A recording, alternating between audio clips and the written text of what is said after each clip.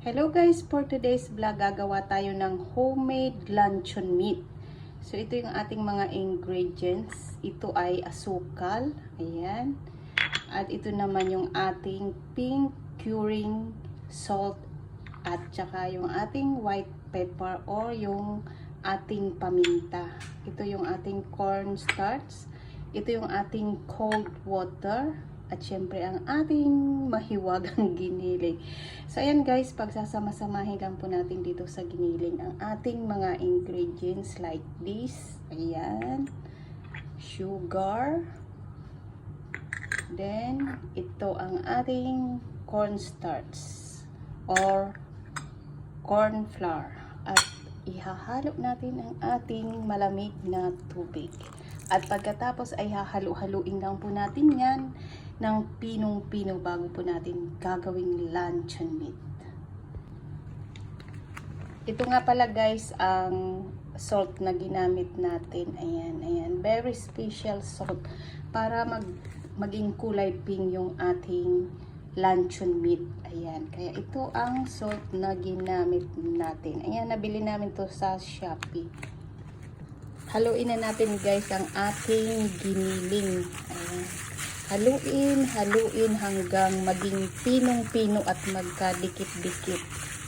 At pagkatapos ilalagay natin sa ating lanera. Ayan. Haluin lang po natin ng maigi.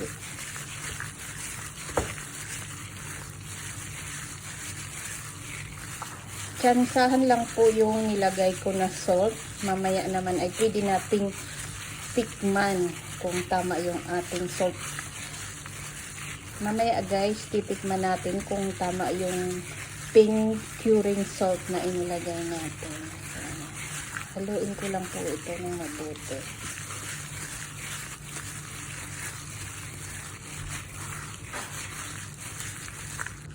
Ito na guys yung ating giniling. Ayan, 20 minutes ko siyang pinaghalo-halo ng ganyan. So, kung makikita nyo guys, pinong-pino na siya. So, ganito po natin start ang ating luncheon meat. O, diba? Ayan. Ganito po yung texture na kailangan natin para maganda ang ating luncheon meat. Ayan, tingnan nyo guys. So, parang hindi na siya giniling, diba? Ayan. Kailangan yan haluin mabuti hanggang maging ganito kaganda ang ating texture. So, ilalagay po natin sa mold o sa ating lanera. Lagay na natin guys sa lanera. Ayan. Ito ang ating paglalagyan. Kailangan siksikin natin mabuti guys. Ayan ang ating homemade luncheon meat. Ayan, sisiksikin natin. Ayan.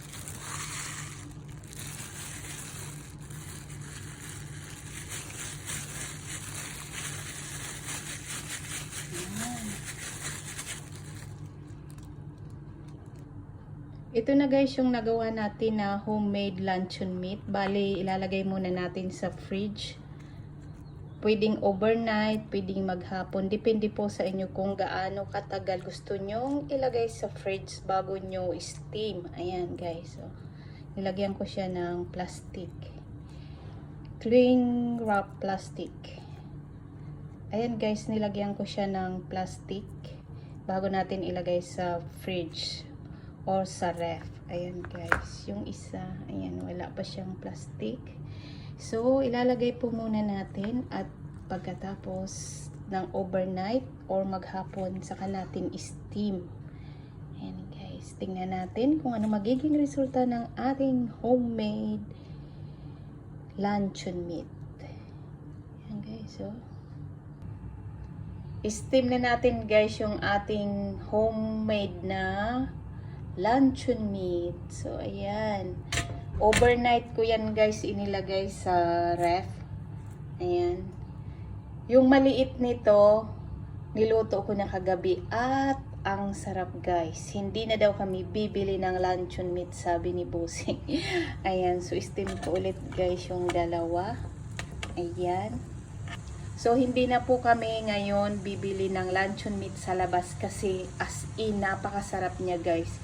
So, makikita nyo po yan mamaya, magiging kulay pink po yan dahil sa inilagay natin na curing salt. Ayan. Kahapon nga, ayan, trinay ko guys at talaga namang luncheon meat na luncheon meat ang lasa. So, steam po natin yan mga 15 to 20 minutes lang kasi maliit lang naman siya.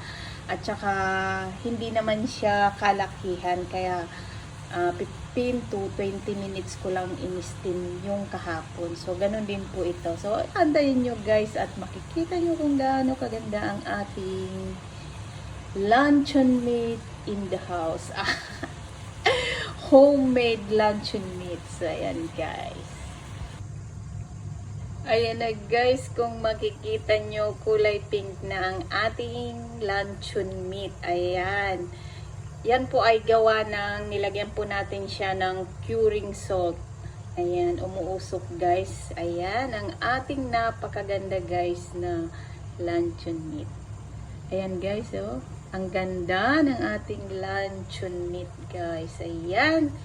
At mamaya ipiprito po natin. Makikita nyo kung gaano siya kaganda. Ayan. Kaganda katulad ng ganda ng inyong lingkod. O diba? Joke lang guys. Ayan ang ating homemade luncheon meat. Ayan na guys yung ating in-steam na homemade luncheon meat. Kung mapapansin nyo guys, ayan kulay pink siya. At napakaganda ng kanyang texture. Talagang luncheon meat na luncheon meat ang dating. O, diba? Ang ganda, guys. Hindi na natin kailangan bumili ng luncheon meat sa labas. Pwede lang po natin gawin yan as in like this. Nakikita nyo naman ang ganda. So, mamaya ipiprito po natin para makita nyo kung gaano ka-perfect ang ating homemade luncheon meat. Ayan, guys. Wait nyo yan, guys, mamaya. Tinanggal ko, guys, yung plastic ng isa. Ayan, ayan, guys. O, diba?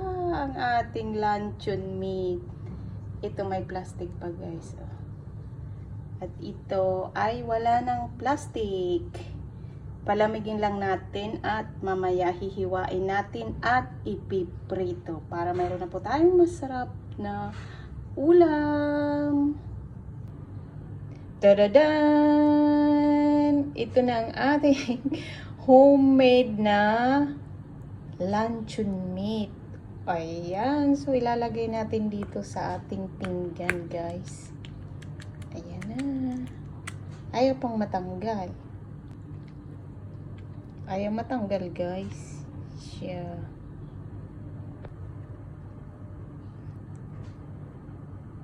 Tada! Luncheon meat is coming. Ayan na po ang ating luncheon meat of the day. Ayan, hihiwain po natin.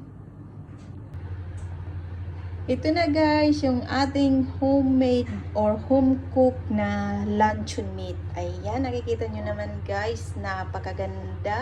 Diba? Ayan. Ang ganda ng kanyang texture, perfect. At syempre, ang sarap niyan guys.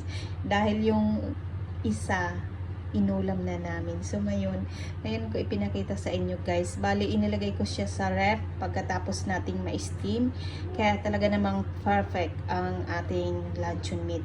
At syempre, maganda yung tayo ang gumagawa para iwas sa mga artificial na food color na inilalagay sa maling or sa luncheon meat. Mas mainam na tayo ang gumawa, diba guys? Ayan, napakaganda. Ipiprito natin sa itlog at yung walang itlog. Ayan, diba? Luncheon meat na luncheon meat. Sabi ni Bossing, ang sarap. Di na tayo bibili sa labas. O, diba? Ayan, guys. Kapag gusto nyong ganito, simple lang po. Follow nyo lang yung ginawa ko at mayroon na kayong sarili nyong luncheon meat. Napakasarap guys. Ayan, magpiprito na po tayo. Piprito na po tayo. Luncheon meat is life. Ayan guys, magprito na tayo ng ating luncheon meat. Ayan, no? O diba? Ganyan lang kasimple gumawa ng luncheon meat. And guys, ang ating masarap na luncheon meat. Dinner.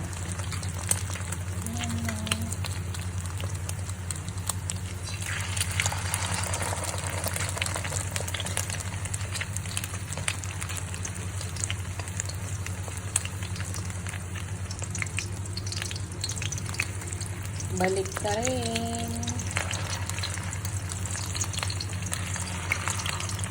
O, saan ka pa? O, diba? Tipid tayo, guys.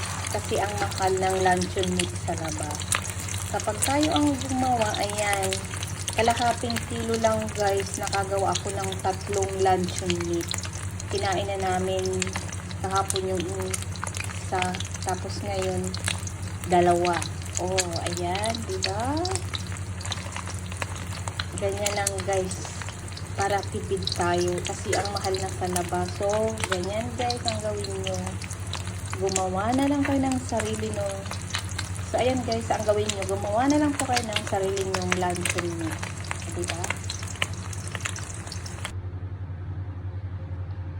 Ito na, guys, tapos na tayong magprito ng ating luncheon meat.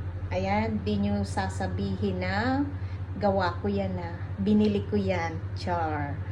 Ayan na po ang gawa natin, sariling gawa na luncheon meat dahil ang mahal nga po sa labas, kaya gumawa na lang po ako ng sarili ko. At syempre, ayan, meron tayo ditong iprinito, walang itlog. Kung makikita nyo naman ay talagang luncheon meat na luncheon meat. O, diba, maling ika nga. O, ayan na guys. Yung naprito natin na may itlog naman, di ba? Ayan. Napakaganda. Oh. Saan pa kayo nakakita ng luncheon meat na gawa lang natin? Pero napakaganda. Oh, ayan, try nyo, guys. Ang bilis lang nitong gawin. Sundan nyo lang yung ginawa ko. Sure po ako na magugustuhan nyo ang napakasarap na luncheon meat na ito. Oh, di ba? Ayan, guys, hanggang sa muli. Thanks for watching and hanggang sa muli. Ayan, guys. Luncheon meat.